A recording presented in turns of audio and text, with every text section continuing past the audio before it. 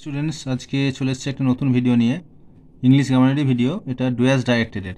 হ্যাঁ, তো ডুয়াস ডাইরেক্টেডের ভিডিওতে আমি দেখাবো যে কীভাবে উত্তরগুলো করতে হবে নির্দেশ অনুযায়ী। ফার্স্টেরটা হচ্ছে I speak the truth, I am not afraid of it. তো এইখানে এটা কী দিয়ে করতে বলেছে? জয়েন আইএনজি ফ্রেজ দিয়ে করতে বলেছে। তো এটা কীভাবে করবো চলো দেখি আমরা। তাহলে এটা অ্যান্সার করব আমরা, যে এটা করবো এইভাবে যে আই অ্যাম নট অ্যাফ্রেড মানে হচ্ছে কি ভয় পাওয়া। তাহলে I am not afraid of speaking the truth করবো, SPEAKING, speaking the truth, TRUTH। হলো? এটা কীভাবে করলাম আমরা? প্রথমে করলাম কি, এই বাক্যটা নিয়ে নিলাম। এটা মিনিংফুল করতে হবে। শুধু আইএনজি ফ্রেজ দিয়ে যোগ করা মানে যে নর্মাল আইএনজি যেখানে সেখানে বসিয়ে দেবো সেটা কিন্তু না। হ্যাঁ, মানে যুক্ত করতে হবে। সেই জন্য আমরা কী করলাম, I am not afraid of speaking the truth, আমি সত্যি কথা বলতে ভয় পাই না। সেকেন্ডের কোশ্চেনটা চলে আসছে এবার। সেকেন্ডেরটা হচ্ছে you can start playing immediately after the rain stops.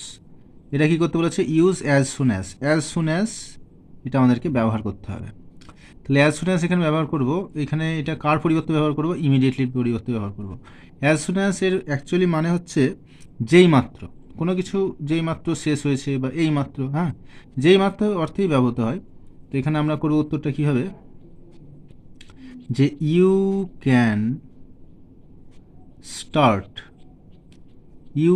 Start playing immediately আর লিখবো না, এটার পরিবর্তে আমরা এটা ব্যবহার করব, as soon as the rain stops, STOPS। তাহলে এটার মানেটা কী হলো? ইউ ক্যান স্টার্ট প্লেয়িং, তুমি খেলা শুরু করতে পারো যেই মাত্র বা যেই বৃষ্টি থামবে। বুঝতে পারলো? তাহলে যেই বৃষ্টি থামবে তুমি খেলা শুরু করতে পারো। আচ্ছা, তারপরেরটা চলে আসি এবার। Next, the poet he stopped to watch Woods fill up with snow. এটা কী করতে বলেছে? Use infinitive. আচ্ছা, যখন ইনফিনিটিভ দিয়ে বাক্য মানে জয়েন করতে বলো তখন আমরা কি করব? ইনফিনিটিভ মানে হচ্ছে এখানে টু দিয়ে জয়েন করব। কি দিয়ে? টু দিয়ে। অনেক ক্ষেত্রে টু দেওয়া থাকে, আবার অনেক ক্ষেত্রে টু দেওয়া থাকে না। তো এখানে যেমন আমরা দেখতে পাচ্ছি যে এই বাক্যটার মধ্যে কিন্তু টু দেওয়া আছে।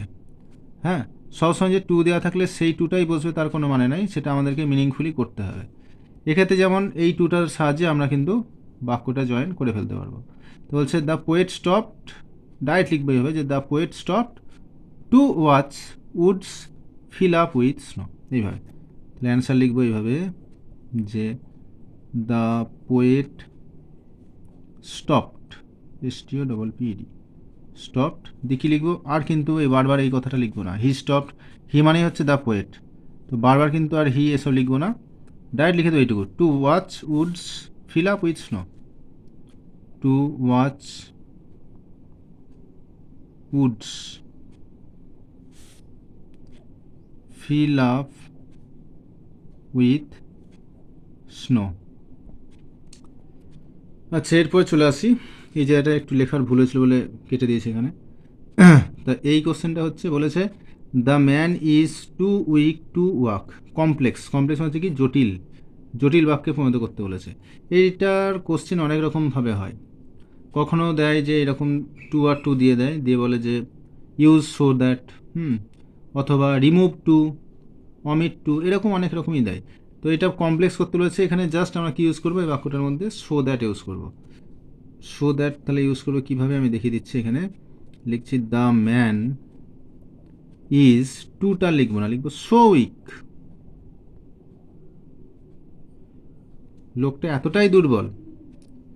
আচ্ছা, নিচে লিখছি, এখানে একটু হচ্ছে না জায়গা, so weak that he can not walk. এখানে যেটা দেওয়া আছে এটা শর্ট ফর্মে দেওয়া আছে, এটা সিম্পলে দেওয়া আছে অ্যাকচুয়ালি। মানে বলছে the man is too weak to walk, তার মানে হচ্ছে লোকটা এতটাই দুর্বল, হাঁটতে পারে না। তো এটাকে আমাকে ভেঙে বড় করতে হবে। তা লিখলাম the man is so weak, লোকটা এতটাই দুর্বল, দ্যাট যে হি ক্যান নট ওয়াক, সে হাঁটতে পারে না। আচ্ছা, এরপরে চলে আসি এরপরে কোশ্চেনটা। লিখেছে those who fight for freedom are respected. ওই যারা দেশের জন্য লড়াই করেছে তারা সম্মানীয় বা শ্রদ্ধনীয়। এটাকে বলেছে যে রিরাইট, পুনরায় লিখতে হবে this using the nominal compound. আমাদেরকে নমিনাল কম্পাউন্ড হিসাবে এটাকে লিখতে হবে পুনরায়। তাহলে এইটা এক কথায় প্রকাশ করলে আমরা কি করব, যে এটা লেখা আছে those who fight for freedom, এটাকে এক কথায় প্রকাশ করে লিখে দেবো ফ্রিডম ফাইটার্স। তাহলে অ্যান্সার কি লিখবো এখানে দেখে নাও, লিখবো এইভাবে যে দ্য